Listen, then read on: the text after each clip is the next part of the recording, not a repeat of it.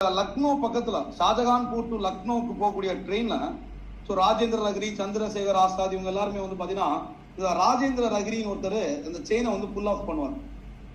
ராஜேந்திர லஹரி என்ன பண்ணுவாரு, ட்ரெயின்ல 8 டவுன் ட்ரெயின் ஒரு ட்ரெயின் இருக்கும், 8 டவுன் ட்ரெயின் ஒரு ட்ரெயின் இருக்கும். அதுல ராஜேந்திர லஹரி வந்து செயினை வந்து புல் பண்ணுவார். புல் தி எமர்ஜென்சி செயின், அந்த எமர்ஜென்சி ட்ரெயின்ல இருக்கும் இல்லையா, அதை ஒரு புல் பண்ணிடுறாரு. ஸோ கார்ட்லாம் வந்து ஏதோ ஒரு பிரச்சனை அப்படின்னு சொல்லி இது பண்றாங்க. ஸோ அங்க ஒரு ட்ரெயின்ல ஒரு மணி பாக்ஸ் இருக்கு.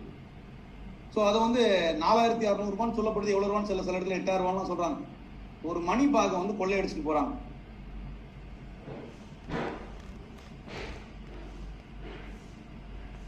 ஸோ 1925 அக்டோபர் மாசத்துல அரெஸ்ட் பண்றாங்க.